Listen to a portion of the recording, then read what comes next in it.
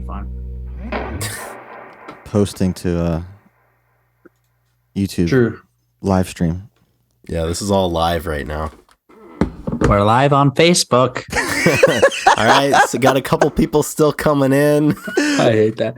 We're not going to start until everybody gives people time to get in here. Yep, everybody's just getting in. So I got bad news. But Drew, you can tell me if this is maybe just a myth. There's no cork. It was just a twist off.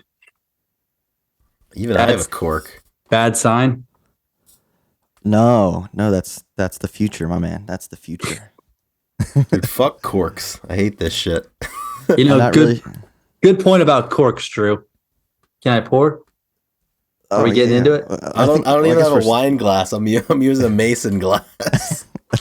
A jar. You know, it's not even a jar. Mason jar. No, this is not a jar. A jar doesn't have a handle. It's a cup. It's a mason cup. No, it's a jar with a handle, Chris. God damn it. It's my mason cup. Oh my god. Hey, can I have my beer cup? It's a mug. I do have my beer jar. I do have my rec beer just in case. Yeah, I've got my rec water. Well, welcome back to the Grunge Bible Podcast. I'm Drew McFadyen, your host. I'm here with Ethan Shalloway, good buddy, and my other good buddy, Chris Salona. How you guys doing? It's just a bunch of good buddies, good buddying it up here. I'm doing great, host Drew McFadyen. How are you? I'm fantastic. No traffic infractions this time, guys. No traffic. That's great. Yeah, I was a little nervous. I feel like every time you rear your head around these parts, you bear bad news along with your presence. But we're rolling tonight. It's great. Yeah. How you doing, E? I'm doing well, man. I'm doing well. I'm back in the rhythm here in Alabama, and I'm happy to be here with you guys. I'm drinking a glass of wine. It's fun. Usually we do Friday beers, and although Drew is no longer gluten-free, Drew's back on the gluten. He's back on the gluten. He's gluten-full, but Drew is one of my, wine connoisseurs, his friends. Everybody's got them. Everybody's got those friends that are into certain things, and Drew fits. I have a few friends that are really into wine, Spencer being one of them, Drew being the other. So that is why Drew got to choose the beverage drink of choice tonight. Yeah. Mm-hmm. I was gonna say choose the wine of choice or something like that. Choose and choice in the same word. I will have to comment. I'm not really sure, and you've been to Willamette Valley, so maybe it's out of ignorance of my experience, but I'd really like an explanation as to why you chilled your Pinot Noir. It's a room temperature drink. Well, it was in there for about 10 minutes. What the hell's the matter with you, Ethan?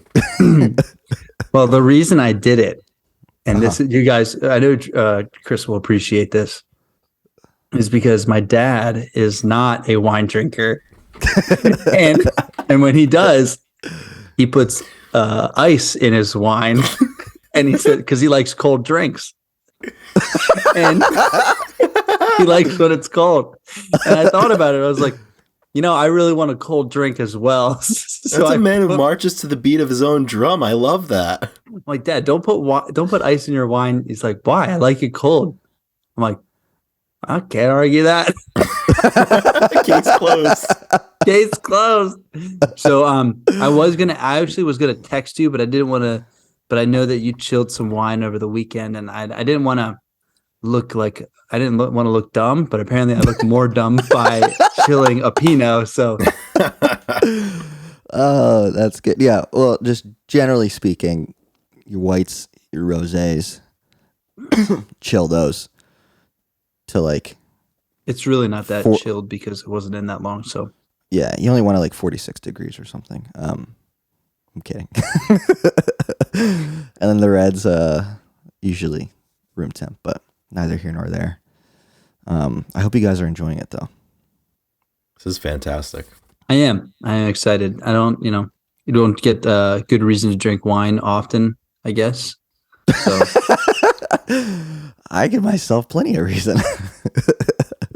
But yeah, I think all the listeners should comment their favorite wines, and we can try them next. Absolutely. So this is a very relaxed episode where Drew will be hosting the entire podcast. So that's why we are letting him take care of all of the, the beginnings, which I love. On that note, I have a few questions for you fellas. You ready? I'm so ready. Let's get into it. I like it. Yeah. Let's get right into it. We'll talk about the patrons later. Let's get right into it. Yeah, we do the patrons to start the last 109 episodes. But Drew doesn't want to this time. Drew He wants to get to the This questions. is I wasn't Drew's even thinking episode. about them. Hey, no. What I was hoping you had them all written out and you could thank them, but we'll do that later. I guess I'll have to do that later. So, but yeah, I'm ready for some questions, Drew. I'm ready to be hosted. Cool. Some of them might be a little bit like maybe we've talked about it before. Maybe we've talked about a lot of shit on this place. So bear with me for our new listeners. But just to start us off, I just wanted to go back in time. Walk me through the discussions. Like, hey, we're gonna start an Instagram page called the Grunge Bible, and what that looked like, how that all came to be. You want to go first, Chris? You want me to? Yeah, I'll go first. So the abridged version of the story is that Ethan and I, well, Drew, you were there as well in Pittsburgh, Pennsylvania in 2014, 2015. Ethan and I, we kind of started listening to, a lot of different music together. We had common tastes, a lot of, the standard issue rock from the 60s and 70s that you get into. And we kind of used that as a springboard and started exploring different music together. And we discovered Pearl Jam, namely the song Release, which spoke to us at that time in our lives. And Ethan, it was a weird year. We went through a lot of different things. And, we found ourselves at new schools, new locations, and frankly, I guess with a little bit of time and a lot of inspiration from music. So we were kind of, that was like before the era where people just started Instagram pages for shit that they enjoyed. 100%. We're trailblazers. I totally agree. I think it's important to say, so it was really birthed. So those experiences were obviously very vital to the idea coming to our heads, but imagine two really close friends, and you can even say we were back in the day, writing letters to each other, basically. Like we were in two dorm rooms across the country, talking to each other, both in completely new areas with not many friends, but we had just had a big experience together, and so we're just talking. And like you said, there wasn't much social media pages out there that were, I don't know, I don't want to say fan pages or but you're right. Like people didn't just start, if they have a good idea, like, hey, let's make a whole Instagram page based on rural stereotypes or something like that. And then it catches on. Like it was before all that. So it felt pretty organic. In our, we were just like, I honestly don't know why we decided to take it to Instagram other than to kind of propagate YouTube comments on a different platform. Yeah, that's basically what we were trying to do. It seemed like the logical location because we didn't have videos necessarily to upload on YouTube, and they were already there. And we wanted to kind of share in these discussions with strangers and listen to people's thoughts on how, at the time, certainly grunge rock, a lot of the work from the Big Four, how it had impacted everybody.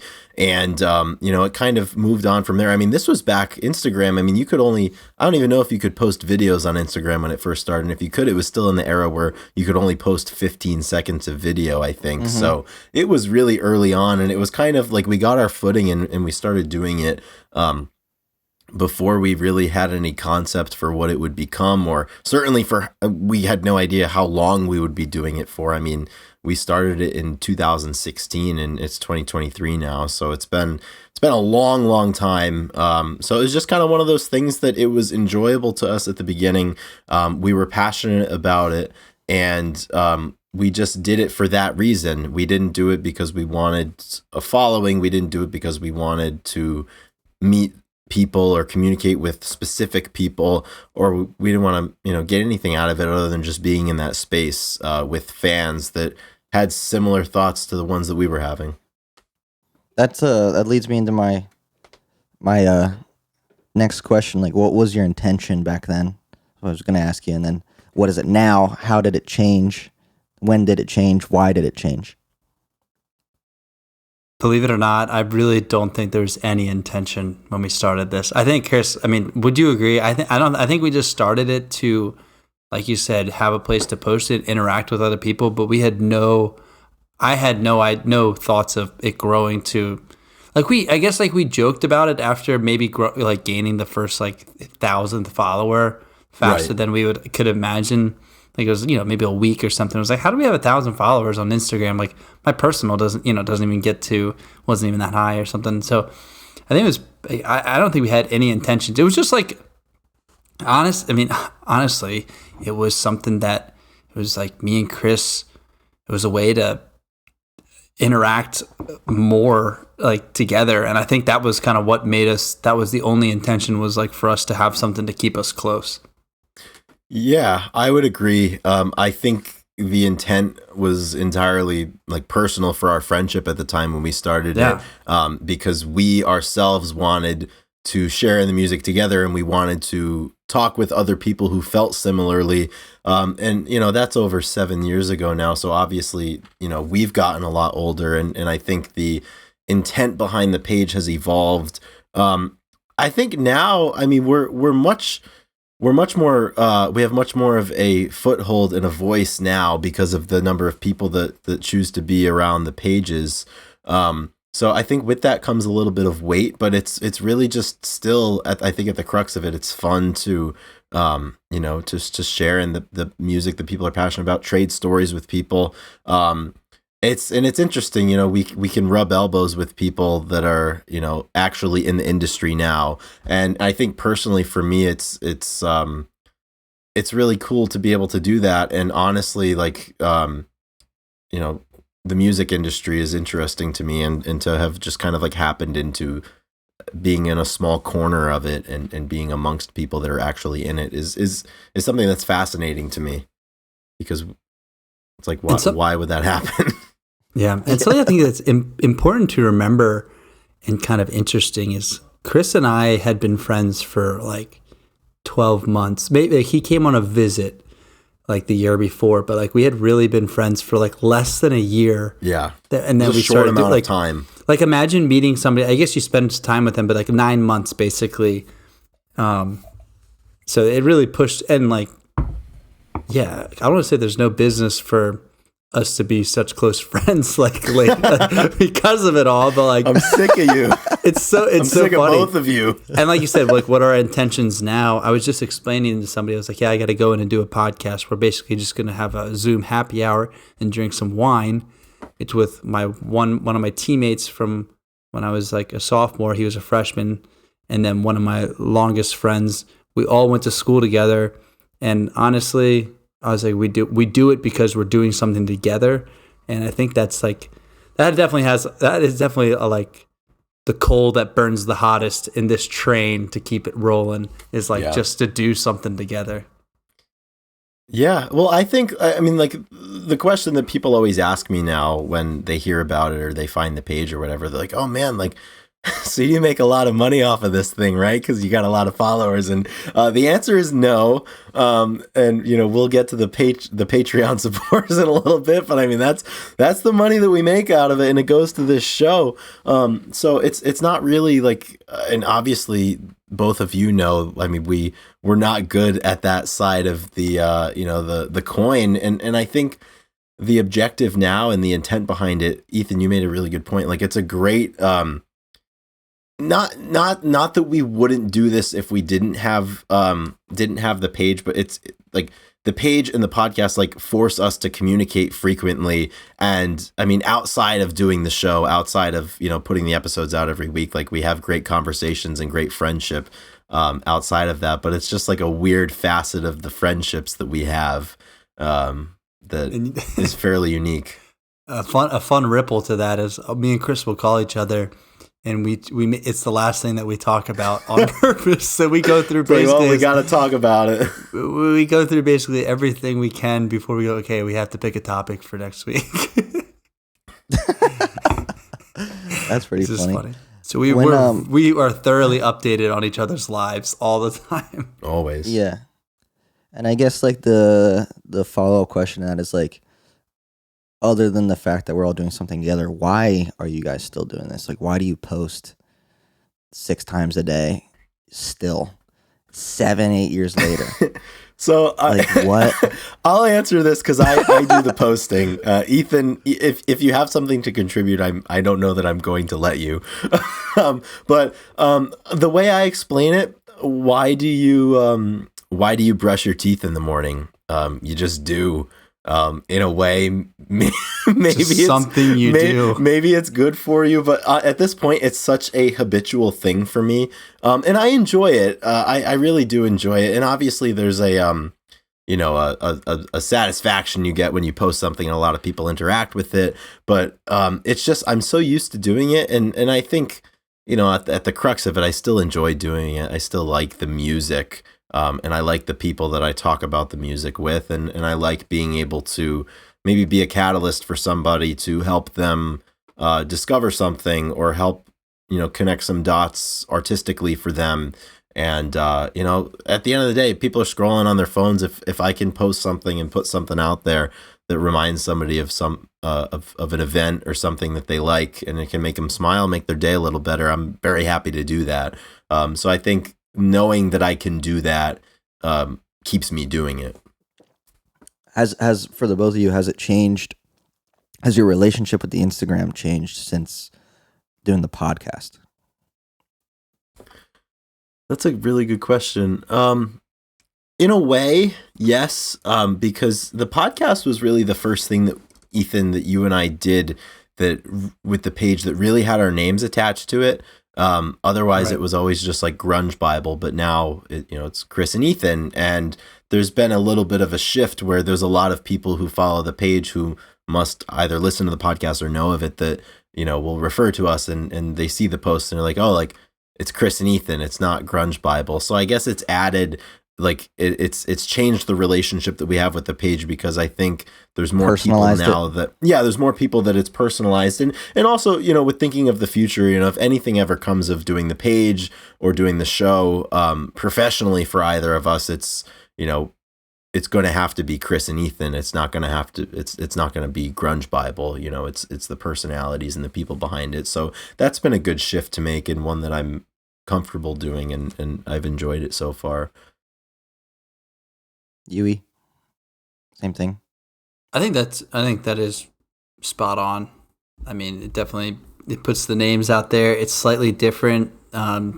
Obviously, when people see the Grunge Bible podcast, they think we're going to talk about grunge, but nowhere did we ever say that the podcast was going to be about the same as the Instagram page. We can do episodes like this more often if we wanted to. I mean, I don't think we have it's under music commentary, I guess, but it's just as long as we mention music once every episode. I was just saying, it's nice because it's nice Nirvana shirt, Drew. See, okay, we're done. Quota fulfilled. What drew you guys to grunge? Oh man, do you have a memory that, like, your earliest memory of, like? I think for me, I have a lot of really fond memories of playing music in the barn with you, Drew.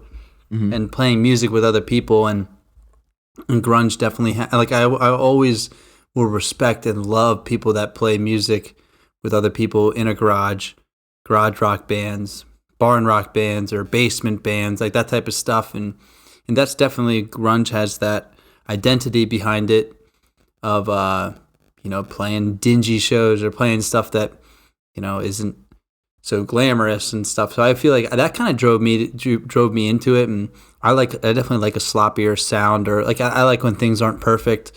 So I mean, I like when obviously I like when things are beautifully timed up, and all everything that goes with maybe classical or whatever, however you want to say, or beautiful playing. But I love the messiness too. So it made sense to me when I was younger, when I was growing up and playing music and listening and all that.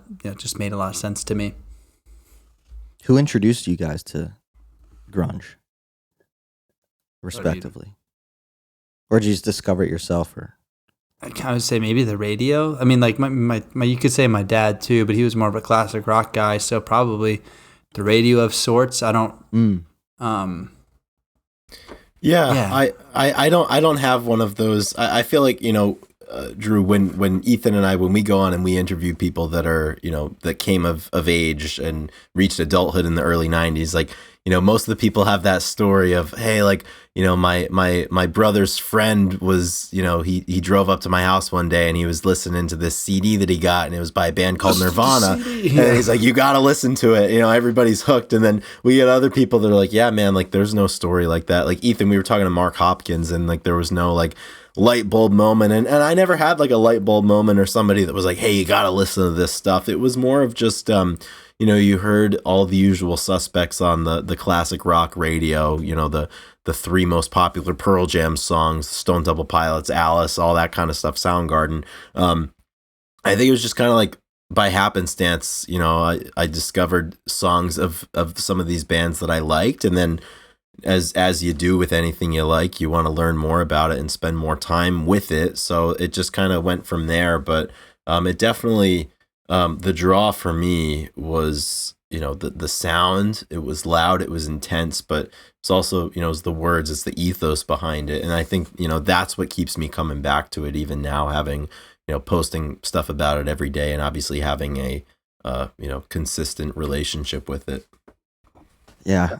I remember very young driving to my dad's, I guess call it intramural deck hockey games.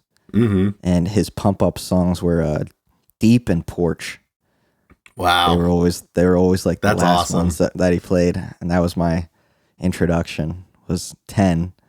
And that then makes me really happy. Yeah, he loved Nirvana and stuff. And then if I would go with him and his brother played on the same team, and that's my aunt. She introduced me to My Own Prison, the album. So. Oh yeah. I mean, that's at the crux of everything that we do grunge. here, obviously. Yeah. Yeah. My Own Prison. Yeah. A crazy album.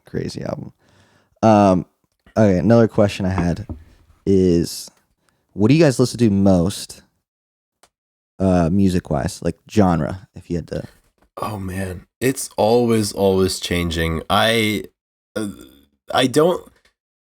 think if you were to tally up over the last, 10 years of my life, what I listen to the most, obviously it would be grunge, but I listen to so much less grunge now than I did certainly back when we started this page, but also like prior to starting this page, and really, Ethan, prior to meeting you, I wasn't passionate about music. Like I didn't go to shows. I didn't, I didn't buy records. I didn't make a point to learn about artists. And Ethan, like our friendship was really a big catalyst for me in getting into music, and certainly going to shows, because, I met you and like you're going to shows all the time and you got these great stories, and I started to really appreciate the art of music, and I wanted more and more of it. And now it's such a melting pot. I mean, I go through phases, and it's just, the older I get and the more time I spend around music, the more different types of music that I like. So it's really, really all over the place. So it's hard to pin down. I mean, it changes with the day, really. Yeah. What do you listen to mostly? It's fun to see Chris's music interaction change over the years.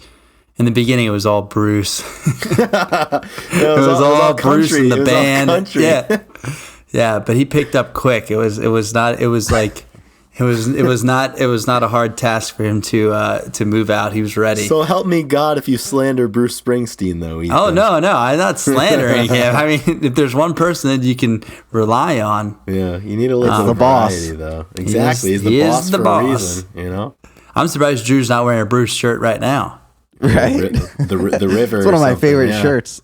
Oh yeah. Oh, I know. Drew has like 4 shirts he wears. Hey, we all do. I've got 3 hats that I wear for Nirvana, Tupac, and Michael Jackson. That's all you really need, though. So it's. I don't have a Michael Jackson shirt. Okay, I just should. one. I should. So for me, I listen to I bounce around quite a bit. But I find myself, I do like alternative indie rock, like Front Bottoms, Cage the Elephant, Modest Mouse, able to spill. Like I found myself really listening to a lot of Cage the Elephant the other day, and I was like, damn, these guys are like so good. And that was So kind of good. what I was listening to and what was big, like my junior and senior year. And so I feel like I really come back to that style of music a lot. It's what I like to listen to. It's what I like to. I mean, I like Blink-182 and like maybe some heavier stuff, but I do like the alternate kind of weird guitar or weird voices. So I find myself probably the stuff I listen to the most, but really, into Goose a lot lately. I listen to a lot of rap. Like with the group that I train with, we listen to just diverse rap and hip hop. Yeah, definitely bounce around. The only thing I really don't touch on is country, and I've actually given. It was so funny. I heard that Morgan Wallen had a 36 song album, and I didn't believe it, so I went and checked it out. Oh, it's true. I went and checked it out myself, and I was like, yeah, apparently Morgan Wallen's like the number one guy right now. So I was like, I feel like I should be educated a little bit, and I tried to, and I couldn't. I can't do it. I can't do country. Country music's crazy too, because like so much of what's popular in country now, it's all these teams of co-writers, and the performer almost never is the songwriter. So I think that changes for me. That would certainly change my relationship with the music, and it really turned me off to a lot of it. Who writes? Is it Blake Shelton? Does he write like everybody's music, or Chris Stapleton? Chris Stapleton started as a songwriter. He wrote for Adele, Taylor Swift, right? He wrote for Taylor. He wrote for a lot of different people before he got his break. And there's a lot of people crazy. like that that were. It's one of those things, like they didn't either have like the polished look for Nashville, or they didn't have the voice for Nashville, or they didn't have something that made them capable in the eyes of the execs of like being on the marquee. So they write other people's songs. So there's a lot of people, and then eventually some people catch their breaks. But it's like 36 songs on Morgan Wallen's album. He probably wrote maybe 3 verses on the whole thing. That just blows my mind. It's crazy. It's like back in the days of like the Brill Building and fucking like stuff like that. I mean, I guess it's probably up front on the album. It says like where the credits are, right? But like if I was an artist, that would be so difficult. Maybe it wouldn't. I don't know. Tough to like say. Chad Kroger says, get washed up singers writing all my songs. Lip sync them every night so I don't get them wrong. It's easy. Chad knows, man. It's all perspective, right? So it's like back in the day, every industry was just a lot smaller, right? So every business is just gigantic now, to where like labels and shit like that, AR companies, they'll literally, like my friend Laura, she went to a songwriting camp that was basically put on by, I forget which label. Like you go there, there's a bunch of aspiring songwriters, aspiring artists. Oh wow. You go there to like kind of compete for like who can make the best song.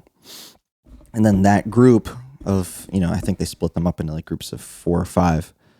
They then will get hired for like a temp run to write a song for X actual artist. Wow. That is interesting. So it's cool. It's a great way, if you think about it, for the everyday artist to get their foot in the door into the music industry if they don't have totally a huge following. Just that's 1 in a million, literally. More than that. Exactly. So it's a really cool way to give people opportunity, as much as like, is the ideal that like Morgan Wallen writes all of his songs.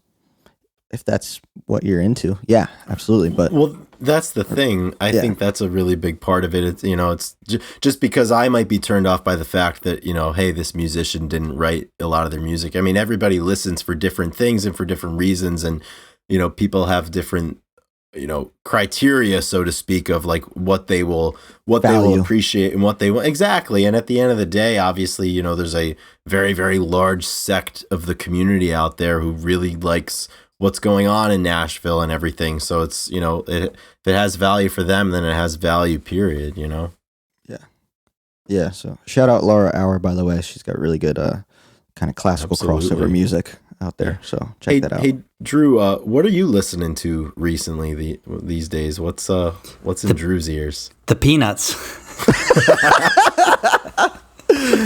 I was going to say, dude, what I listen to most nowadays is, I still love like dance music. Yep. Even though that's become a little bit less popular in pop music. Like EDM? Like Skrillex's new album is awesome. Oh, yeah. You were pushing that hard at the bachelor party weekend. Wasn't it? Yeah.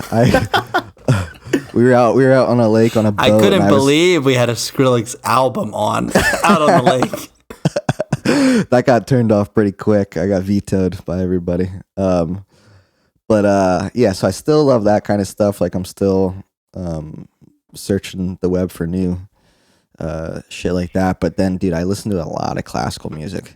Yeah. I love just even like soundtracks. Like I just love like John Williams.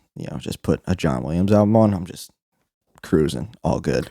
When did you start to get into stuff like that? And I know in our past conversations, like your experiences having worked in music in the industry, I think if I remember correctly, that changed a lot of your relationship with music. And I remember you used to say like, I think like we did a podcast with you once when you were still working in the industry. And it's like, Drew, like, what do you listen to? And you're like, nothing. Like I can't after work. Like there's just so much. So my ears are ringing.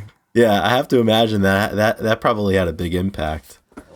Yeah, well, I mean, when you're listening to music like loud in a studio in a very confined space, your ears can only take so much. Right. Literally, they can only take so much. Exactly. Just like the sonics. Yep. But no, like it definitely changed my relationship with music in a sense that like when you get to record a cello player or a four-piece quartet, you have a pretty intimate relationship, understanding, appreciation for that skill set and recording it and everything like that. So I probably got into classical music much. I always have been, but definitely since working with classical artists, I think I've definitely grown more fond of it. But yeah, I mean, but like even back when I was very, very young, my parents were like really into Barbra Streisand. They went to see Barbra Streisand. Oh, okay, yeah. They've seen Andre Bocelli. So I just had my parents were into the whole spectrum of music, minus country, because I'm not into country either. Yeah, sounds like the one commonality we've got going on. Yeah. Here. So my musical taste has always been pretty wide. Yeah. That's awesome. Yeah. Cool. I got another question for you. Keep them coming. Ethan, I have to say, like this is pretty nice not hosting. Like, this is great. Yeah. Now I get like this is the dream. It is, dude. Feels good. We just sip on our wine and see if hopefully he's got a softball coming up next. He's got a zinger coming, yeah, or maybe a hot take. He'll catch us. Hopefully, off doesn't. guard. I mean, fucking ChatGPT was asking us some really tough hitters the other day. Yeah. So the impact of ask me another one on the economic. Yeah, exactly. I like when they ask like, what Muppet would you put in Alice in Chains? Right. Well, here's a perfectly you want a in line softball? with my intelligence level. Here's a softball. Is School of Rock the G-Mote? Hell yeah. The greatest movie of all time? I'm patenting G-Mote right now. Yeah. G-Mote? G-Mote. Yeah, we're definitely using that going forward. It's definitely I mean it's so fun, I think at this point, like a lot of the movies like from our youth, from like the early to mid 2000s, they're at the point now where there is a large push and a large understanding that they were not only entertaining, but they are now culturally significant. And I think School of Rock is one that has very much crossed that threshold in the sense that it's aged for a while now, and people appreciate it. It's funny, it's entertaining, but it's like it has cultural significance now, which is pretty fucking cool. It's important for sure. You know why? Why? Because the traditional band is dead, and Battle of the Bands doesn't happen like it used to anymore. Like they don't make it like they used to. When people when you can win a recording, a session in the recording studio by winning the Battle of the Bands, and if you had more people show up and you put up flyers and stuff, like flyers are no more, and they're dead. I couldn't tell you last time I've seen a good flyer. That is disco, baby. That is disco. It's sad. I mean, it's here we go rambling. I mean, the push and pull of push and pull of it all. But I love that movie so much. It's like, unrealistic. Obviously, that someone could be another teacher and then teach the class to take them. It's actually pronounced Schneeblay. Yeah. It's Jack Black too. I mean, that's what I mean. He's the perfect guy to do that. It was, oh my gosh, such a fantastic movie. But I do believe the way that times change with technology and whatnot, and how bands kind of move to, singular artists with. Who was I? Was I talking to somebody, or maybe it was a podcast? I'm getting my wires mixed up here.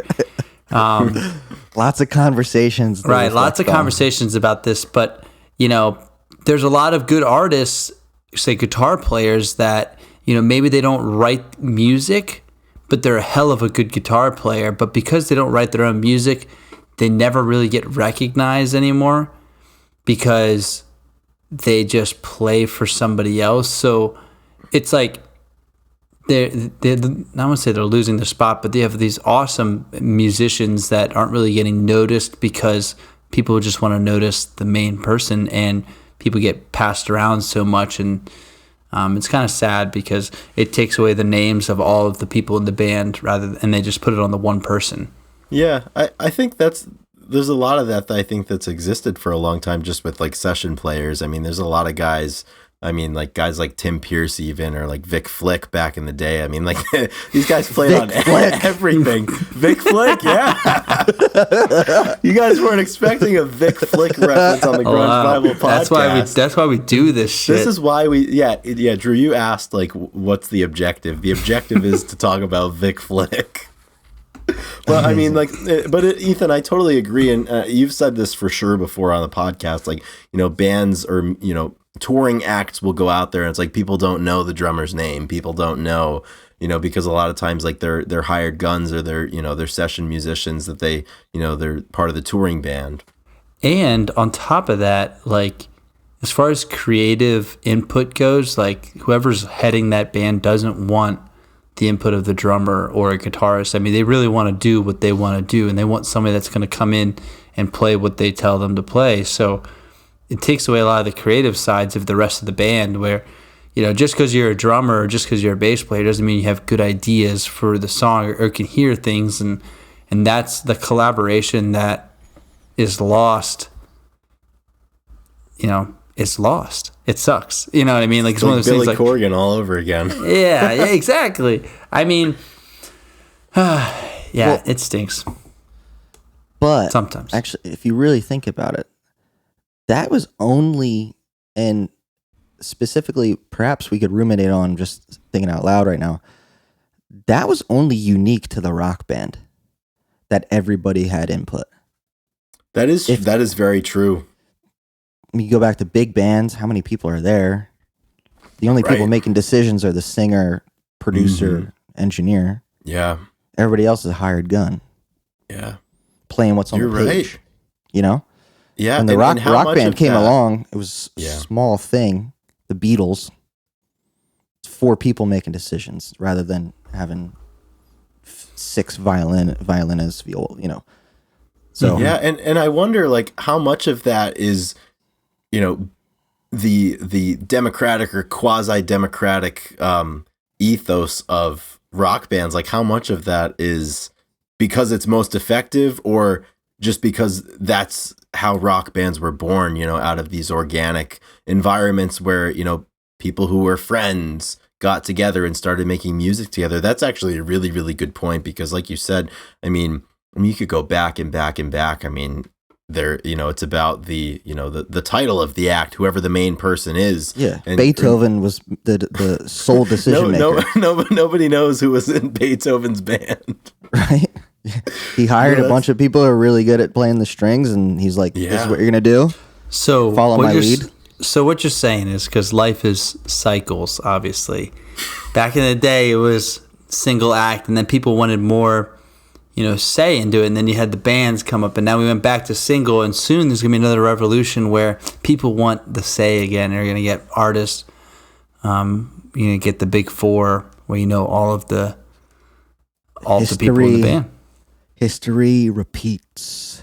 Yeah. Well, I already think we're seeing a lot of that, and I don't think you have to look any further than what we do with Grunge Bible to see that there's a large portion of the population that wants that and that is interested in that. I mean, 90s culture, 90s music, I think has grown in popularity a lot in the last 3 or 4 or 5 years. I mean, it's all over TikTok. It's certainly all over Instagram. I mean, we've got almost 500,000 followers. Hollister has 90s style jeans now. Literally, that's how they advertise it.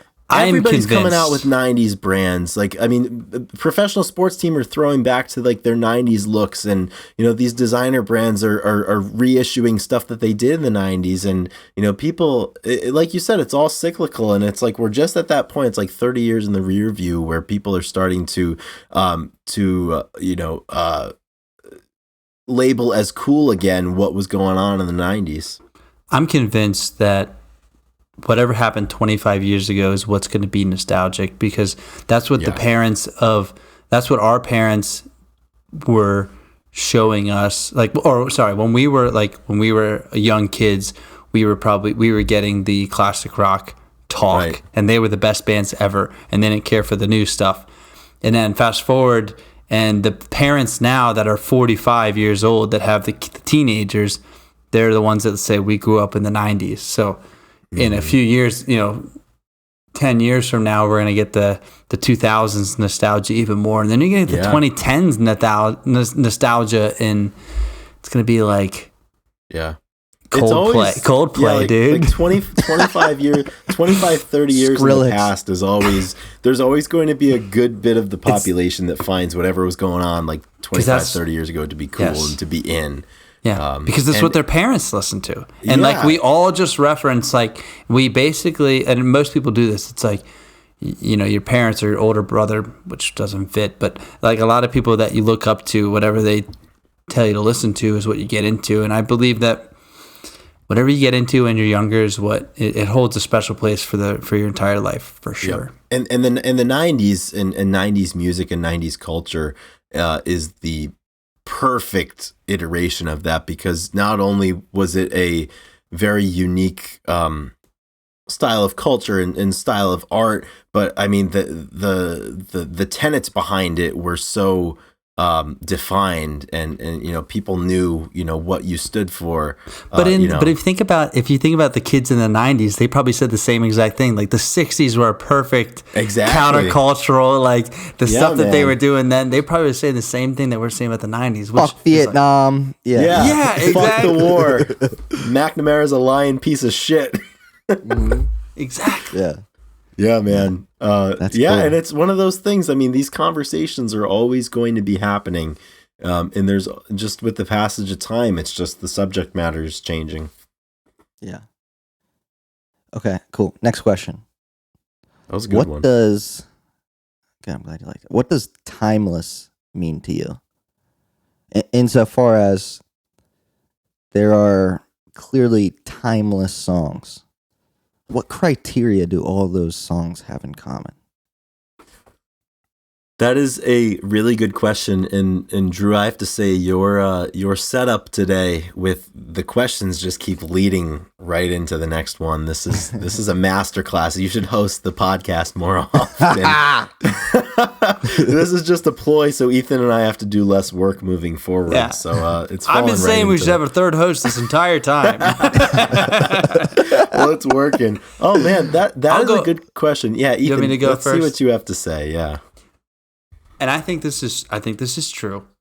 And like this is okay. This is why I'm saying it. I think it's a lie. No, Chris, I think Chris is going to agree with me because this is why Chris loves music, is because of what people talk about. And everything has been said. So basically, you're coming up with stories, and I believe that when you can describe, say, sorrow or loss or victory or a certain feeling correctly with a certain story that is relatable to other cultures, other people of all walks of life. That's when people can relate, and that's when it doesn't matter when it was made. So when we watch a video from the 60s and they're talking about how the Blues run the game, and you can somehow relate that to your suburban life in outside Pittsburgh or outside of Alabama and stuff, that's when you like connect with it. And I feel like those are a lot of times when the timeless comes. It's the subject matter. I mean, the music and how it's presented and the musicianship changes, but I think the content and what they're singing about life in general is always, that's what makes stuff really stick out. Yeah, I am 1000% right there with you. And especially, I mean, at this point, you had just said that, everything's been said, but I mean, in terms of like rock music, I mean, chord sequences and song structures, I mean, so many things have been done and done over and over again. So, what makes something timeless is exactly that, the ability of a piece of art to resonate with people across Time, across eras, because the intent was there, and it was a genuine feeling that was put into it in a way. I think the most timeless things, in the best songs are the ones that you can hear a song that was written by somebody that's a total stranger to you, and when you listen to it, it sounds like it was written about something that you experienced. Right. And that has no expiration date. I mean, that's the same. I mean, people would be listening to, Bob Dylan's work in the early 60s forever, in the same way that I think people will really be listening to what Kurt Cobain had to say in the early 90s forever. There's just certain artists that had that gift to write about something that either they experienced or write about an idea that they had and convey it in such a way that it resonates with people as if it were their own experiences. And I think that's what makes something timeless. Drew, what are your thoughts? I couldn't agree more than what you guys just said. I think it's whatever is going on, whether it's the lyrics, whether it's the emotion in the voice. Obviously, there has to be a very high quality performance going on. It's like Frank Sinatra. It's almost like acting, almost, right? So it's like he didn't write. We'd have to Google it. We'd have to fact check. But he didn't write a lot. If he didn't write most of what he's saying, if any. Like a lot of those are like Bold statement. No, I was kidding. no, because like a lot of those are like those like kind of that's a big good band. point. I mean, he did a lot of big covers band. too. Yeah, Yeah, like a lot of those are just like big band classic songs that people sing all the time. Yeah, it's true. I don't know how much of what he sang he wrote, but his ability to convince you with his performance that what he's saying he feels to the fucking core yeah, is what he feels, and then you're like, yeah, I feel that too, man. Like my way. It's my way, dude. That's a really good point. Yeah, and it's one of those things like whether it was. That's a really good point. Like whether it was your feeling and your experience or your idea or somebody else's, the objective and the what you have to do remains the same. Like, you have to sell it in the sense that you have to convey it in such a way, like you said, the performance aspect. And I mean, all great performance. It is theater in a way, and it has those elements. Yeah. It's kind of like what you were saying earlier, where we were talking about with the members. I was going to say, like when people cover, I think I was going to say, like if you found out that, like Chris, if you found out that someone covered a song, they didn't actually write it, and you said that, you go the country, we're talking about country, and you go to basically Taylor Swift covered a Chris Stapleton song. Mm-hmm. Does that change the way you view it because they didn't write it, but they're still performing it in a way that makes you? That's not a good example because we don't like you like Taylor Swift though. You like Taylor Swift, you don't like country. Perfect example, actually. That's a perfect example. Perfect example. So I'm good. Yeah, feel like Chip Brundage. I just fell right into my argument. Get up. Yep. So you get the point. Do you feel when people cover songs, do you feel the same type of feelings or connections when they didn't write those words? Yeah, which leads me, and puts more of my endorsement behind what Drew had to say, because like we've all got covers and we've all got cover versions of songs that we prefer, against the original, because the covering artist was able to present it in a way that they made it their own, and they conveyed it as if it was theirs because of what they brought to it that nobody else could bring to it. So yeah, the performance aspect of it is huge. Do you guys have a favorite cover performance? Oh my goodness. I'll give you mine real quick, unless yeah, I want to hear yours, Drew. Yeah. Well, one that just pops to the top of my head. 30 Seconds to Mars covers Where the Streets Have No Name. Ooh. As soon as we finish recording that, I am going to go and listen to that, because that is one of my favorite songs, the U2 version. And like I think how much most music fans would revere the U2 version. Like the fact that, 30 Seconds to Mars could do a version that you would feel so strongly about is incredible. MTV Unplugged with a gospel choir. 30 Seconds to Mars is so good. They are like phenomenal, and it's funny. They had such an interesting career because Jared went into like acting and they were such a dynamic band for what was happening in the music industry while they were doing. It was like they weren't ready. No one was ready for that, basically.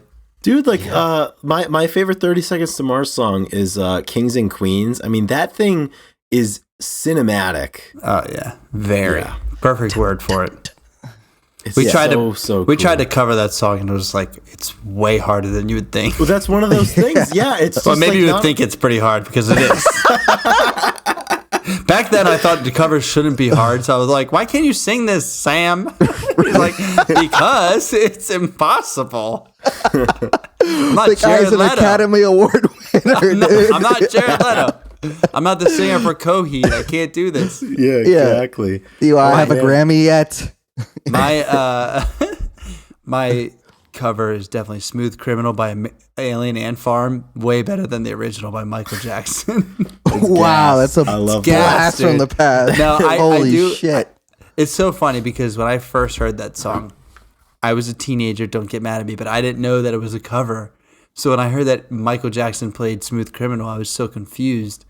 Mm-hmm. And so that was pretty funny when I realized who wrote it first. And but I do think "Paint It Black" by the Dirty Heads is a great cover of the Rolling Stones song. And although it's one of my favorite Stones songs, but it is also such a good cover by. It's like, you never know a song can go reggae rap until it does. And it's dude. Fun. So that one is one of my favorites. We liked that one a lot growing up. Oh yeah. To personalize that, we also played it a lot live, and really fond memories of that. That'll do it. Yeah. Chris, what about you? Did you say? Oh man, it's so hard for me to kind of decide. In the grunge sphere or in the grunge related sphere, Chris Cornell covered Prince's Nothing Compares to You, which is really incredible. I mean, my mind goes to Johnny Cash's cover of Hurt. What Jimi Hendrix was able to do with a lot of songs, namely, Watchtower, the Bob Dylan's original song. I mean, there's so many of them. It's really, really difficult to kind of think about. Hurt is one of my favorite covers for sure. That's one of those songs, like, he just he stole it. Johnny Cash stole that song in the best possible way. Another one that I really, really love, there's a song, I believe it's by I forget who it's by, but it's called 17 Going Under, and one of my favorite bands, Camp Cope, covered it. They did a live cover performance. It's a Sam Fender song, but I mean, they totally made it their own, and I love that song, way more than I could ever love the original. But I mean, it's like, cover songs, it's incredible. And I mean, this doesn't even scratch the surface of what artists have done as one-off live cover performances, which I think when you can seize a moment like that is really special. Knocking on Heaven's Door, Guns N' Roses. Yeah, exactly. And Clapton did a version of that too. I mean, there's so many of them. Okay, another softball. Why is It's Always Sunny the best show ever produced? Ethan, the floor is yours, Senator. It's relatable. I mean, everybody. No, these guys are pieces of shit, but that's why I love it. It's just one of those shows that, like, I mean, I think it's categorized as black humor, like humor that is darker and not said as much, and it's just, I mean, it was before Rick and Morty. Before, I don't know, there probably was more TV around then that also did that, but I feel like they pushed a long time now. They pushed the envelope. Yeah, they pushed the envelope before other people did. Seasons or something, right? Yeah, exactly. So they pushed the envelope before other people did, and I think people really enjoyed that. And again, they started with a camcorder in their apartment, and they did it all themselves, and they were just hilarious. Like, it's home videos, you know what I mean? Like home video style stuff, which I was just talking to Drew and a few other friends last weekend about. Like, I just love like home videos. Like, remember when Faded Trade, our boy Faded Trade, came on, and he said that he found a VHS like a thrift store and bought it and watched it and thought it was awesome because it was just a bunch of random people like going to a concert. That kind of resonated with me. I feel the same way. Like, I love it's fucking cool. Those old videos. Like, I can watch a random story and I feel very connected, and that's how Sunny started. And it's very authentic. Yeah. Ethan, you would love it. There's a lot of YouTube videos online, like people that had camcorders back in the day. It's like the last day of high school in 1994. And, somebody just brought a camcorder into school and was just like filming their friends and just like talking about stuff. I mean, it's absolutely incredible. I mean, that's why it's so special to be able to document things. And it's so important that we continue to do things like that, and have physical representations of that, because I mean, there's no better window into the past than, if you can document something as it's happening and hold on to it. Yeah. Which in like kind of a weird way is one of the reasons, back to the earlier questions, like why I think it's cool to do this show and to do this page, because I mean, we put a lot of our personal day-to-day moods and things that are going on in our lives into it. So it's a cool little, documentation of it. I think also what I like about, like, so again, last weekend we got into a YouTube rabbit hole and we were watching the Roof Ball Championships in 2008. I heard about this. Yes, and I'm Drew. I think you walked out on it because Drew doesn't.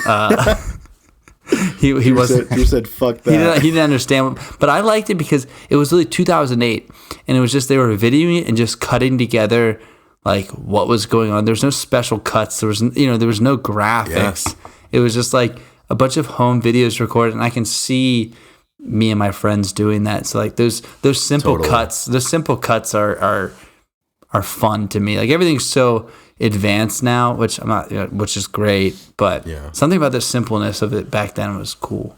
Yeah. 20 years ago. Because it's like absolutely. Yeah, dude. I think I did walk out. That's all right. We won't hold it against you. I mean, I wasn't there, so even if I wanted to hold it against you, I couldn't. But yeah, so kind of like what you're saying, like we're literally kind of documenting our sort of experience on this planet just through this podcast, just in some mini glimpses here and there. You guys have obviously interviewed a bunch of people at this point, 110 episodes. From all of the interviews that you guys have had, 3 things collectively or separately, if you want, that you've gleaned from those interviews that you didn't know before, as it pertains to in any facet. It doesn't have to be music industry, it could be music industry, whatever you guys want. Yeah. But 3 like most like interesting things you've learned. Yeah, that's great. I would love to start with a couple of mine. I'm just always I'm fascinated and it's a great reminder anytime we sit down and do an interview, like everybody's got a story to tell.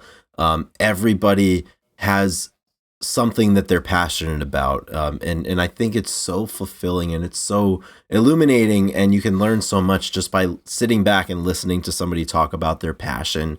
I also think the interviews are incredible reminders, and they make real how difficult it is to be an artist, and how vulnerable you have to be an artist. And I think lastly, it just, the interview process just really reinforces that,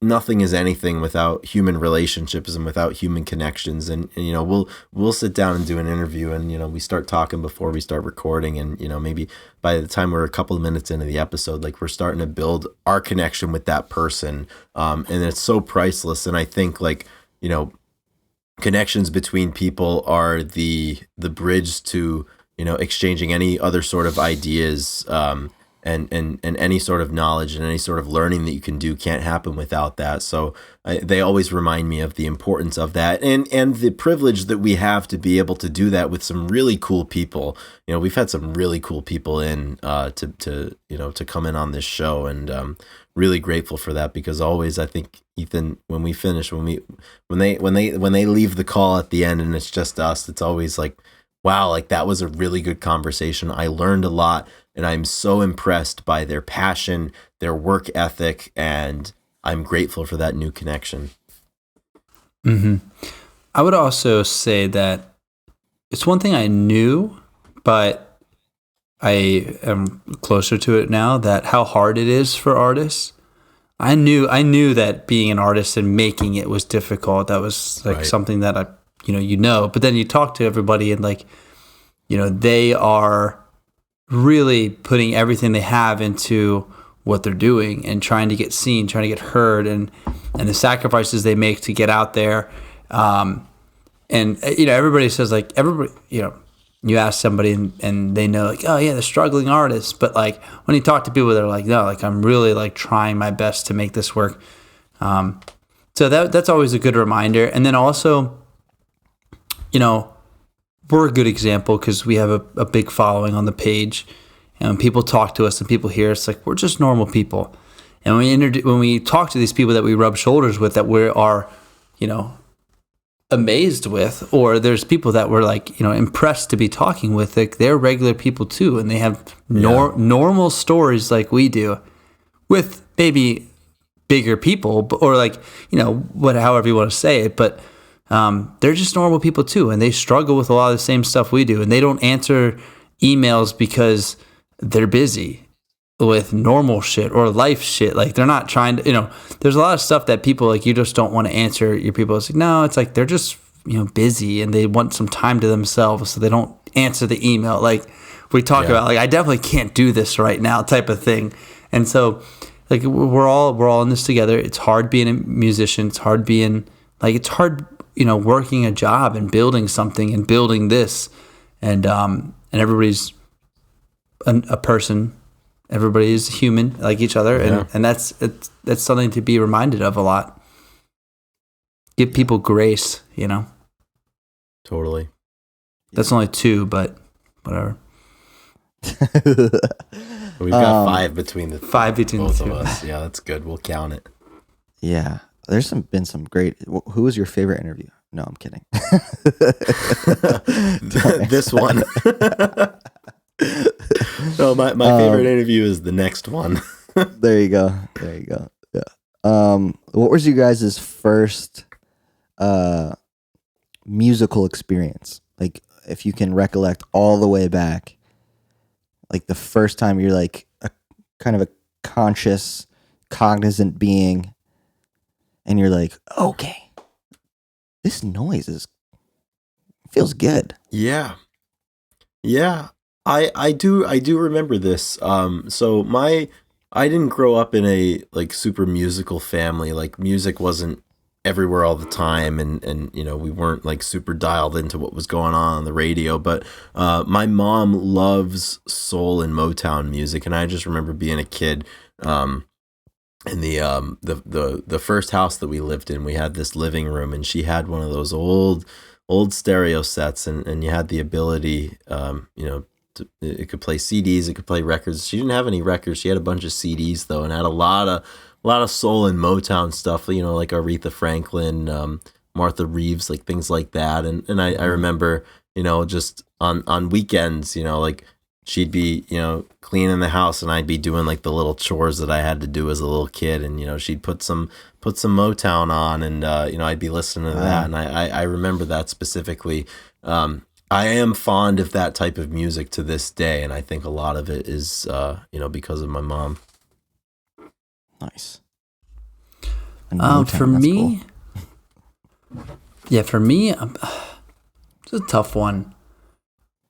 Cause I remember say basic music interactions, I'd say, but I'm not sure. The first one I remember we went to Broadway in 9th grade, and we went and saw The Lion King, and they had like a lot of live music, and that was really impactful and cool, and it showed me a whole new world in a way. Because nice. we went up to New York, and we had a nice dinner at Maggiano's, then we went to The Lion King, and that was really a cool music experience.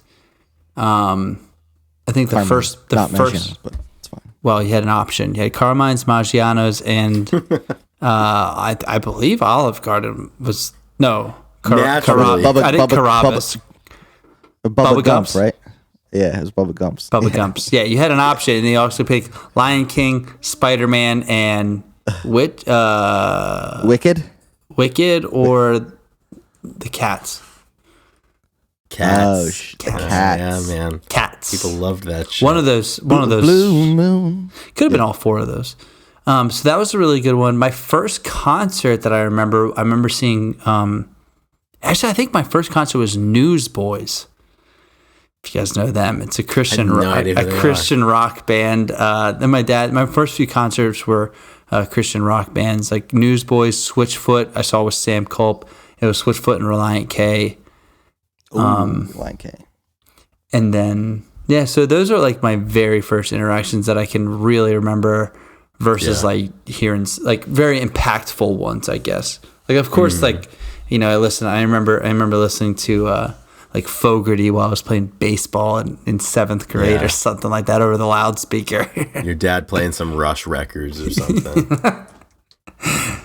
My dad was playing some. That's one of my earlier memories. Dad playing Rush records. Fucking Limelight. Yeah, I remember Limelight. Yeah. I remember being very young, and my dad was really into the Doors. And he had one of those. Remember when they made the double album, CD? Yep. Mm-hmm. Oh yeah, on either side. Yep. Yeah, it was you had a regular CD that was this thin, and then the double one was opened on both sides. I remember seeing that picture of those still. Of Homeboy just this with no shirt on, and and speaking of documenting, my parents always had a video camera. When we were young, and they would video, and I just pretend that I was Homeboy and listening to that music break on through, and LA Woman still to this day one of my favorite songs ever. Oh, yeah. That's awesome. That's one of my early. That's fucking awesome. I have to hop in here. I still remember the first day, Ethan, that I met you. I also met Drew. I was on my recruiting visit to Pitt. I was on my track and field recruiting visit, and And I remember. I can be first yeah, person. you were in I forget the names of them. Tower A. The battery towers the on Twin Towers. There were three of them. Ethan. On Oakland or PA Avenue, and Ethan took me up into your room. I signed in and I met you, Drew, and you had a Doors poster on your dormitory wall. So right. Wow, yeah, what a man. visit! I brought you to my best friend Drew's Ethan, apartment.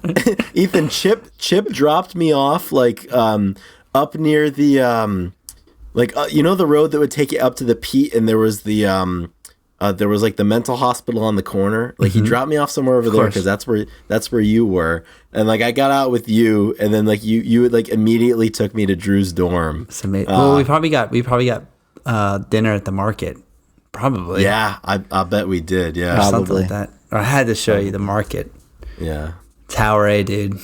Yeah, man. Well, I was just saying. So, what is one of your earliest? This is similar, but not your earliest, but more a music memory that you have that sticks with you. And I have two that I can go first. I remember go ahead. Also in Tower A. I remember when the album by Dirty Heads, Phantoms, was released, and me, Drew, Minge, and honestly, there were 4 or 5 other random people in the hall, because that's what you did in college. You just went down the hall and saw what doors, open doors make happy floors. That's what Rod Gino said. Shout out to the best RA ever. And we listened to Phantoms in Drew's dorm room for I mean, it was most nights. I mean, we listened to it a lot up there because we were so into the Dirty Heads, and I'll just always remember listening to it because they had just they just released an album, the Sounds of Summer. Sounds of Change. Sounds of Change was in the summer, and then that was in the spring, or was it opposite? It was Phantoms first. Phantoms was in the fall. Yeah, Phantoms was the fall. That's right. Yep. So it was the summer before we went to school. Was Sound of Change. Yes, yeah, that's right. And then Phantoms was freshman. But I remember listening to that in your dorm room. It was great. Yeah. Oh yeah, that's a good one, dude. So, I got another one that you're really gonna like, Drew. Okay, well keep rolling, dude. Keep going. No, I want someone else to go. If you have something. All right, I'll hop in. Yeah, please. I'll serve as a buffer. You got to break it up. Well, one that comes to mind. Ethan, you were actually there. I'm gonna have to say when we saw Pearl Jam for the first time in 2016. So that was the second concert that I had been to in my entire life. That's crazy. That was only the second show that I had been to. And I think it was such a culmination of everything that we had been experiencing for the previous year and a half. It was, yeah. Finding so much in the music and being able to see them, and they opened with the most important song for us, Release, and we had a friend of ours who called the shot, and he was texting us the week prior. He's like, they're gonna open with Release on Friday night, and sure enough they did. That was the moment for sure for me. So I think I'm gonna leave it at that. That was the one. It's so interesting. So Drew, I don't know if you know this. So we hung out in Rhode Island, we did. 4 days. How long were you there? It was about a week. You were getting back from a mission trip. From Kentucky. I was in Ethiopia. I went right to Rhode Island. We hung out at August Jim. of 2016. And actually, our buddy Adam was working in Rhode Island at the time. Yeah, he came and hung out. Adam then. That's when he met Adam. He came and hung out with us. Oh wow! In Rhode Island because he was working at. He was working on a golf course. Not Sleepy Hollow. What was it called? Yeah, some golf course. I was up there, and then me and Chris drove. It was only an hour or something. Yeah, an hour up to Boston for Pearl Jam. It was awesome. It was really good. That's cool, dude. How about you, Drew?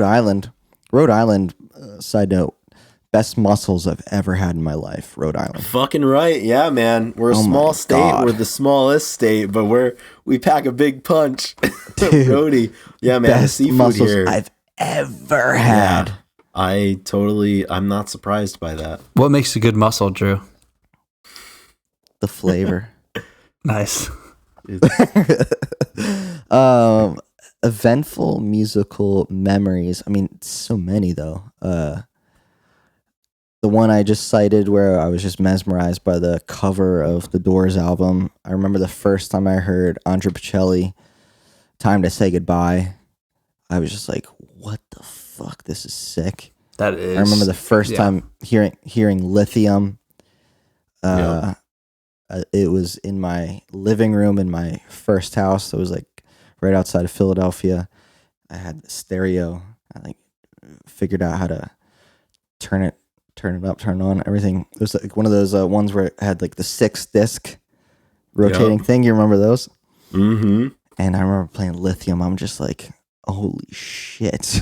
You know? It's so weird when you have these experiences, and while you're having the experience, you know that things are going to be different from here on out. Like you only get that so many times in your life in different areas. And it's wild when it's happening, because as soon as it's starting, you just know. Yeah. I remember hearing Lay Me Down for the first time on the radio by Dirty Heads. And that changed my life as well, because I was like, I like reggae. I think I'm going to like rap here soon too, you know? And then my musical vocabulary and my palette changed for the better. And then, I remember my first show. That's a very eventful memory. My first show with Green Day? Ethan, Miles Till Dawn. No, playing. Oh, yeah, playing. Like, I remember the first time I performed, which was just an acoustic thing with our friend Sam Culp. And then shortly thereafter, I remember playing our first show as our old band called Miles Till Dawn. Yeah, and then our battle of the bands that we played. Those memories are a lot of eventful. I remember like when I drove out to LA and first got here. The day I got here, it was like the day after I played a show at that's pretty sick. On Sunset Boulevard. That is pretty cool. That was an eventful memory as well. That's awesome. Yeah. The one that I was going to bring up, I remember, so usually when we practiced, we would play at the barn because my drums were there. And I got a new drum set, and I had refurbished and given my old kit to Drew, the hardware basically. So then we had a place to practice during the winter because the barn got like absurdly so cold. Like, that couldn't be a surprise. People don't know. Like, your tried, fingers can't. I tried to get my parents to insulate it, and my dad was like, "You're gonna use it for 3 years and be done. Like, we're not gonna spend the money." I was like, you know, I didn't say fair enough, but I said that's bullshit. But it makes sense now that I'm older. True rock and roll ethos there. Yeah, that's so fucking bullshit. Yeah, it's bullshit. So, this was, I believe, probably our senior year. Maybe probably our senior year. Maybe 1 year into college. I don't know. And we were practicing at Drew's house, his old house, on what was the street? Kubler Court. Kubler Court, yes. And we were in there, and we were playing a cover of My Sweet Summer, and Drew had made a track to it. So because it has like some stuff so Drew made a track, and we borrowed / took my drums, the congas from my church, Morning Star. We had the congas there. We had Sam. We had a bass, guitar. I think we had 2 guitars. We were playing like basically a mega set. I think Kobe Bartolucci was a part of it because there was like 7 of us in your room. Yes. Yeah. And I remember we extended the band members. We had bass player, it was one of those things conga player, yes, keyboardist. We needed a few more people for this to pull off the show. I believe maybe it was for the marathon, the mini-thon. It was a chaplain show. It might have been the mini-thon show. Anyway, we played this, and I remember playing the song. We had been obviously practicing on our own, and we played it, and we nailed it. We played it perfect. And afterwards, I was like, God, I hope we didn't waste that one because it was perfect.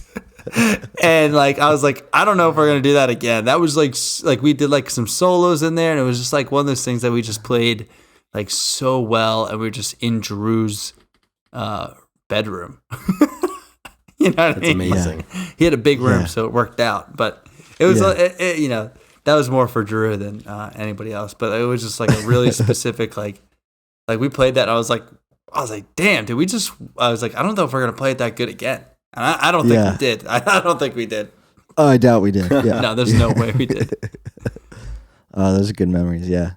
And then next question I had for you guys is, because I don't know this answer actually for either of you.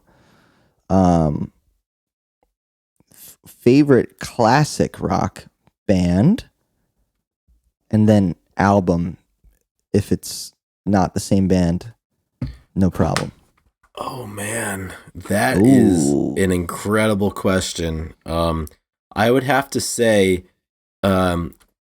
trying to not think about it too much, I absolutely love Boston's debut album, also named Boston. I think that is absolutely incredible.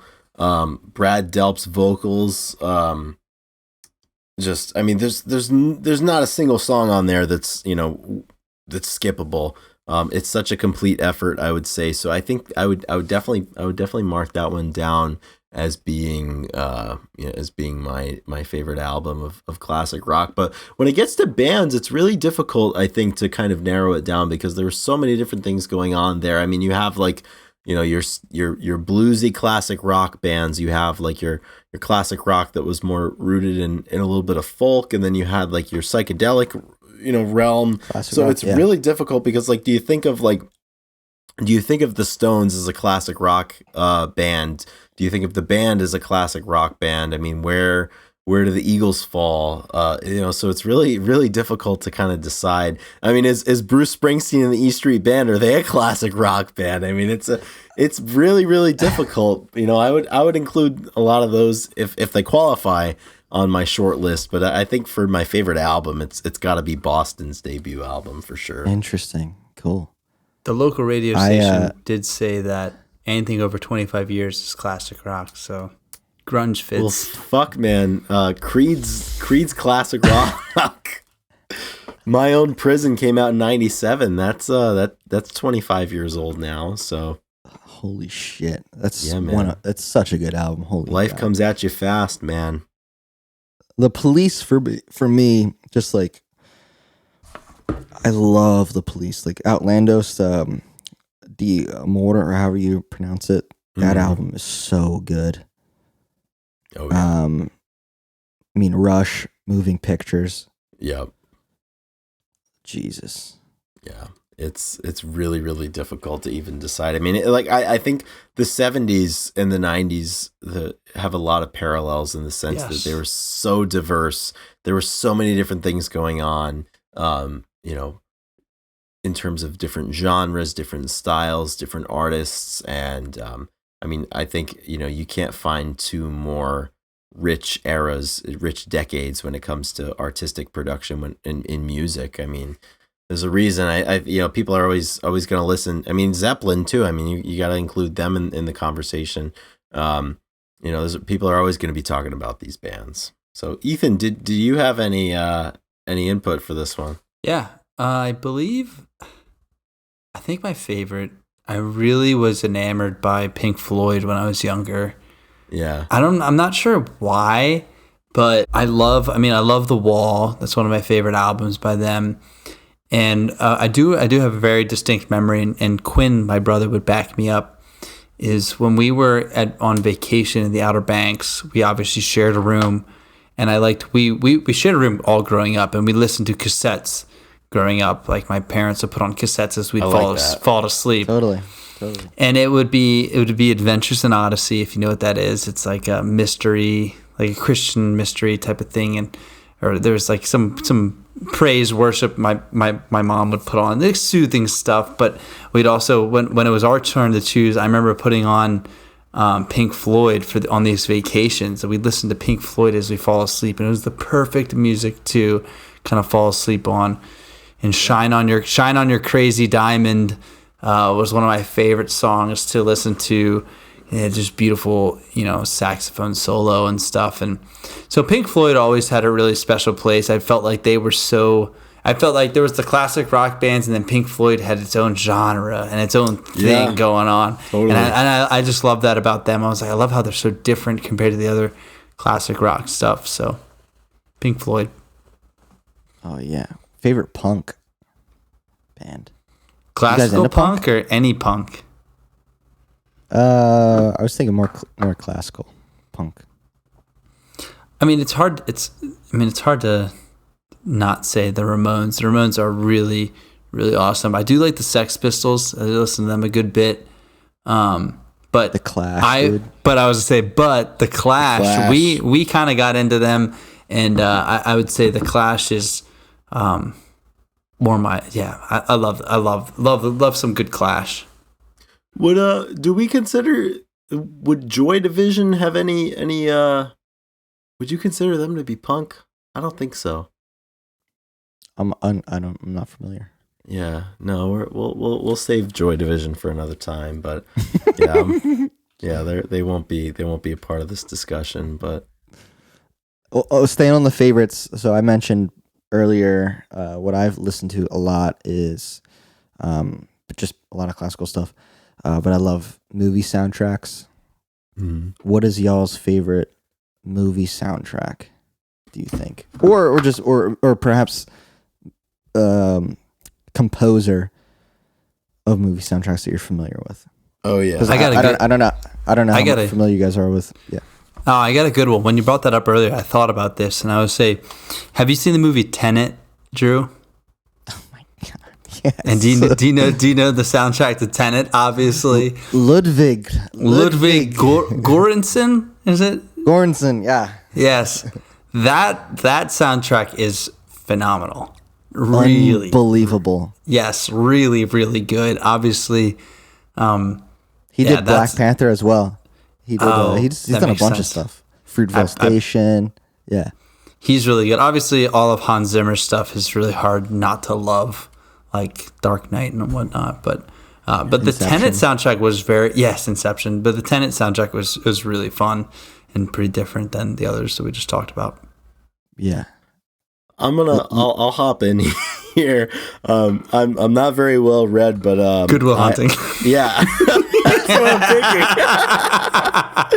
Danny Elfman, who did a little bit of soundtrack work for Good Will Hunting, namely the song that is titled "Weepy Donuts," which is played towards the end of Good Will Hunting. Oh, dude! Dan. I'm a Danny Weepy Elfman Donuts fan. Is such a banger. Danny Elfman is awesome. He did the 1989 Batman. No shit. Yeah, dude. The more you know.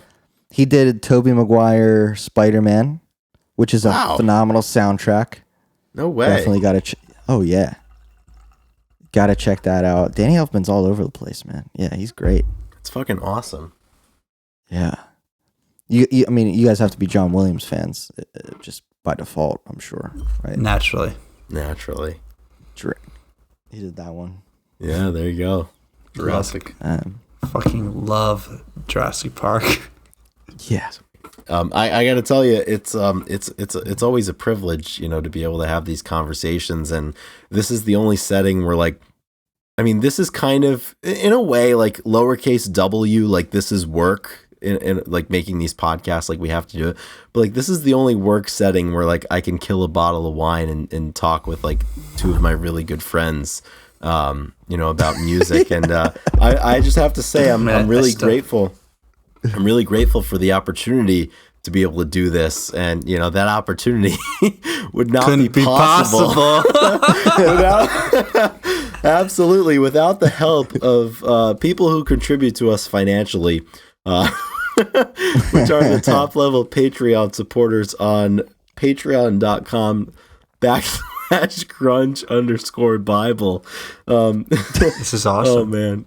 Yeah. So this is the time where we have to thank the Patreon supporters. And historically, I've always been able to get through this list very easily without any sort of shenanigans. I stumbled one time when we did the Stone Temple Pilots episode maybe 2 months ago. So we'll see how this one goes. But I would like to thank... Fuck. There it is. The clears his throat every time. I like to every time. Soup, Fresh Tendonitis, Faith Bittner, Granny Grunge, Jade Mercado, Jamie Lynn, Carlene Salona, my mother, Chris LSMS, Doug Endy, Eddie Vedder got me through my second divorce, who, by the way, gifted me the bottle of wine that I consumed. Kara K, Captain High Top, Brother Nature, Rachel Corning, Nikki Six, Millie, Alex Long, Black Hole Sean, Alexis Shannon, The Blue Owl, Laura and Irene, Seattle 4, Fanboy from New Jersey, Corden Stewart, Shoe the Shoeless, What the Fuck's Up Denny's, and Christine Shepard. So thank you to our top level supporters Cheers on Patreon. To the patrons. Also, if you're watching on YouTube, you may notice that I'm wearing a sweatshirt that has the Grunge Bible logo on it. If you want one, just head to the show notes. We've got links there. You can go buy it. You can steal my look. You can do that. It's really easy. What about the hat? What are you wearing on the hat? Oh, man. So the hat is, Ethan, I got this when we went to California. I love that hat. It's from the River Rock Roasting Company in Laverne, Utah. So talk about the best coffee experience you've ever had, probably. It was pretty fucking cool. Sat in front of a cavern drinking that coffee. Yeah. Yeah, those Grunge Bible sweatshirts are super high quality, American made. You don't want to miss it. They're true to fit, pre-shrunk. It's great. Get yours while they're available now. They got that punk feel to them. They're good. You know, we're running out, so get them now before they are gone forever. Excellent. Thank you very much, patrons. We couldn't do this without you, for real. It's true. Last few questions here, fellas. What are you guys thinking about? Do you guys pay attention? Number one, do you pay attention to pop music at all? If so, thought you were gonna say political news. we're changing the conversation right now. Ooh, Tucker Carlson just got fired from Fox. Classic Drew. Don Lemon's gone, Don dude. Don Lemon. We lost them both. Over. Two birds, one stone. I'll go to CNN, Ethan. You go to Fox, and then we can cross-platform debate. You know. Yeah. So, what do you guys think about where music is going today? If you are paying attention, hopefully you are. What do you think? What do we think about where it's going, or where do we think it's going? What do you think about where it's going, or where do you think it's going?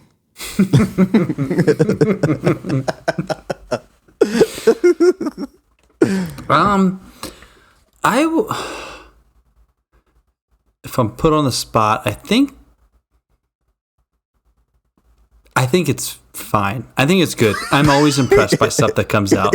No, it's one of those things, like, I'm trying to think of what, like, there's a difference between, like, what I want to hear come out by the bands that I want to produce certain sounds and stuff, and by what actually is coming out and they go, oh yeah, that's pretty good.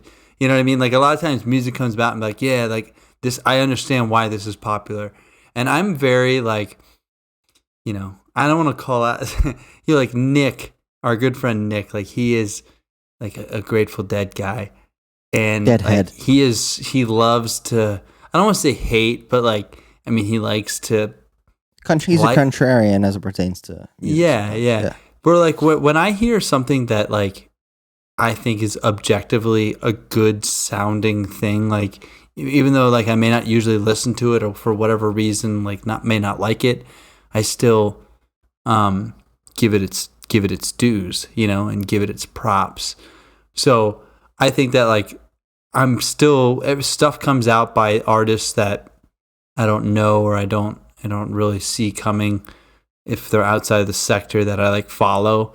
And you know, I'm still impressed by what they're doing. I'm impressed by the young talent that's out there. So I think the music is moving in a fine direction. I mean, it's always going to be changing, so let's not act like we can stop that. So yeah, I think it's in a good direction. I think it's fine. You know, is it exactly what I want? Hard to say, because I still like what they're putting out, but you get the idea. Yeah. Yeah. I've noticed that tempo has gone up. So people are it used to be like there was like a certain tempo, like a few years ago it was like 100 BPMs ish, or like 70 BPMs was very popular. Now it's like faster, so 130, 140. Have you guys noticed that at all? I don't know that I'm as in tune when you to be say able to, that, yeah. Maybe. Mm-hmm. Yeah, like the tempo, like the songs that are popular, are just like much faster now, it seems. Maybe it has to do with the fact that like young people have such a short attention span because of TikTok and in the world. I think you could. they gotta keep things sped up. But I have to say, to answer your initial question, the last thing that I ever want to become is one of those stuffy older people that liked music that came before what is currently popular amongst young people, and just the people that automatically discount something because it's newer than what they grew up on. Right. And as we get older, a lot of us, a lot of people who are our age, a lot of our friends are going to fall into that. And like, I don't want to become that person.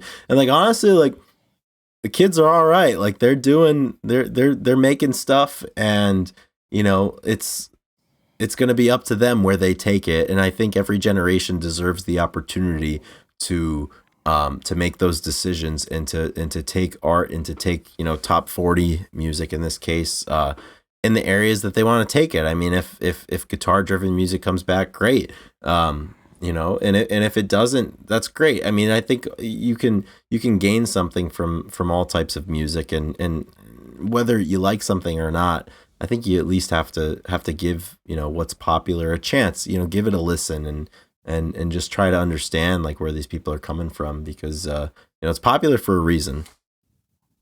Totally.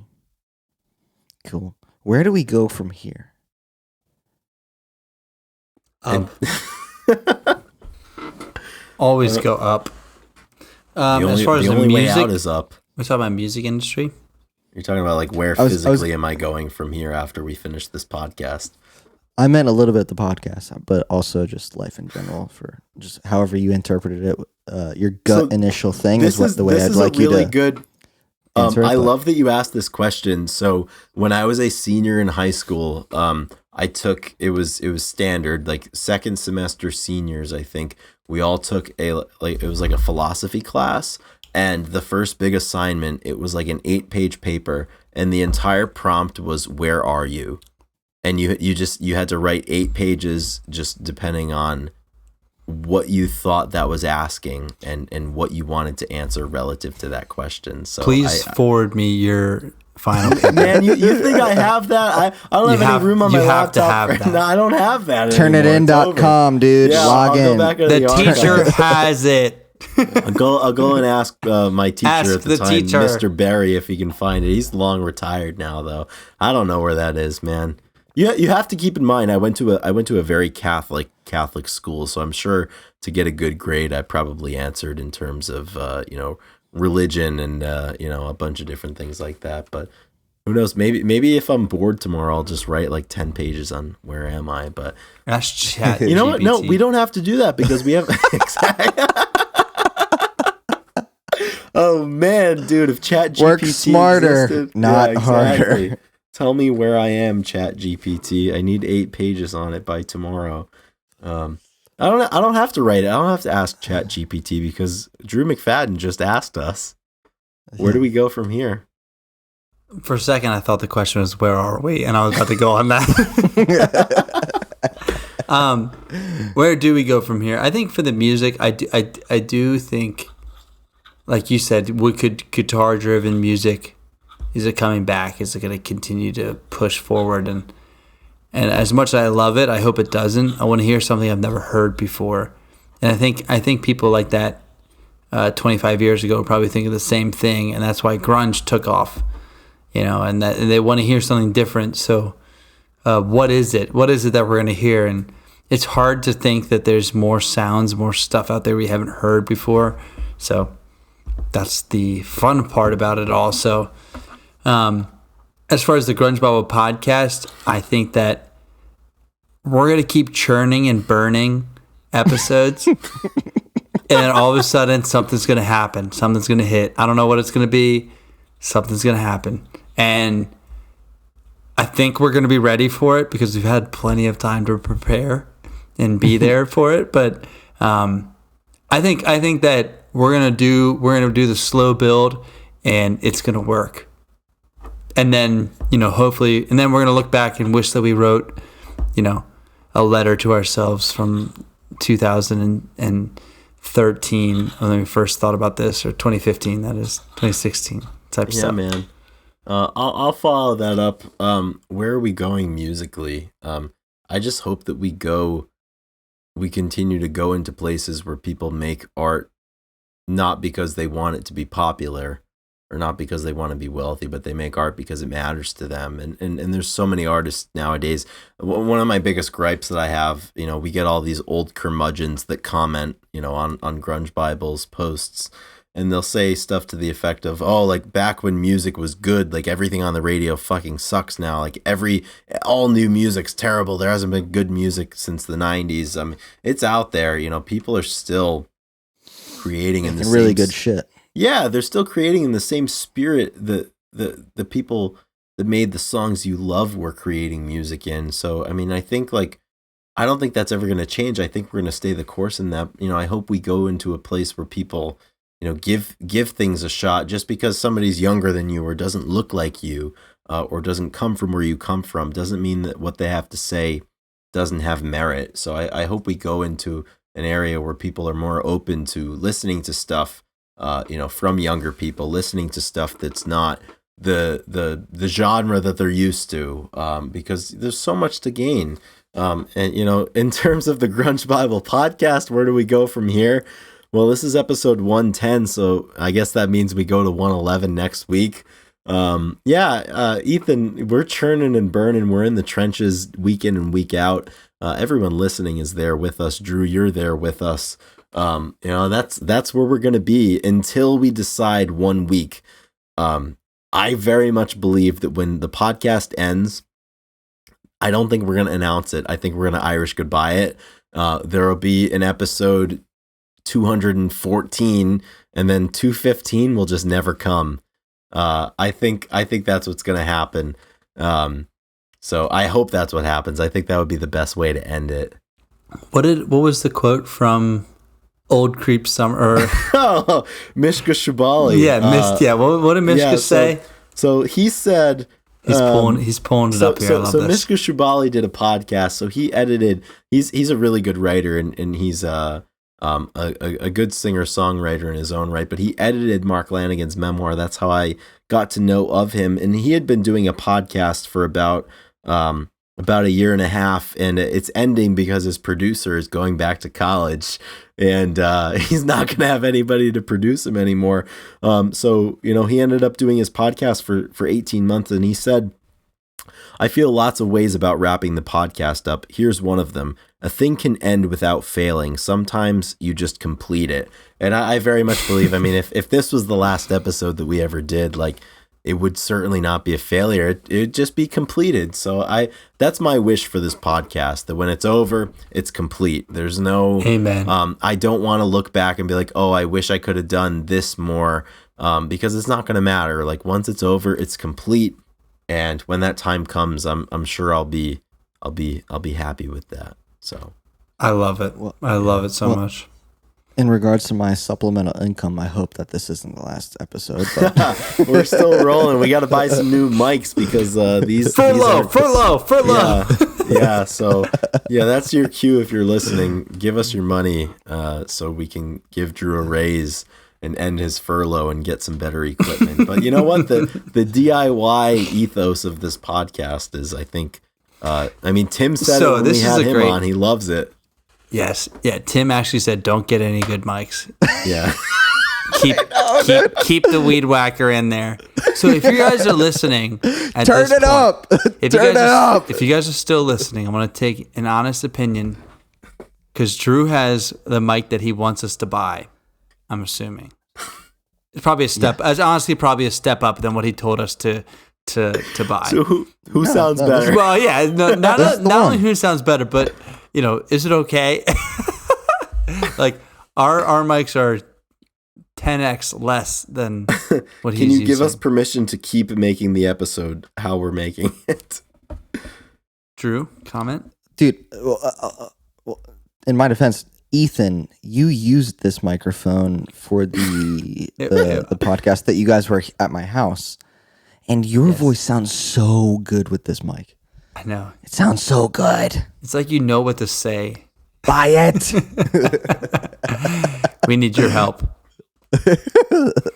Patrons, we need your help. I need guys. something. I need something to make myself tolerable to the listeners. Also, Drew, your question: where are we going? There's one other way that I want to answer it.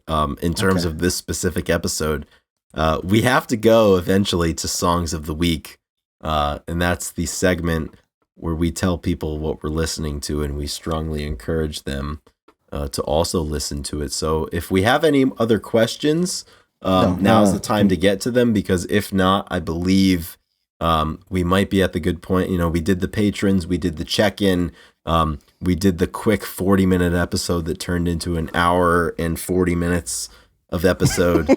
And now the only thing that's left is song of the week, and then maybe if I'm feeling feisty, I'll also have to be irrationally upset about something. But that was like older grunge Bible podcast content. Like I really haven't been upset lately. It's true. Maybe that's just a good sign. I'm telling you, too. go back to like episodes like 1 through 50. I was always upset about something.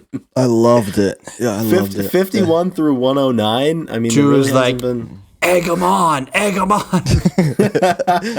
Lean into it. Yeah. God damn it. Build your All right, stick. My song of the week is Way Back, off of Skrillex's new album. It's called Don't Get Too Close. And the artists composing the record are Skrillex, Pink Pantheress, and Trippie Redd. Check it out. Fucking awesome. It's awesome. Why do you like it? Yeah. Why do I like it? Because it is up-tempo. 130 beats per up-tempo. minute, maybe? It could be 130 beats per minute, I think. It might be 120. Yeah, 125, 130. And it's short, it's concise, it's a little bit creative, and the mix is pretty nice. That's why. The mix is good. I love that. I'll go next. This song is not the song that I thought would be my song of the week, but for some reason, it is my most recently liked song. And I know for a fact I didn't like this song. Oh, mistaken identity. I like this song, and I'm glad it's here, but I didn't put this song on and like it.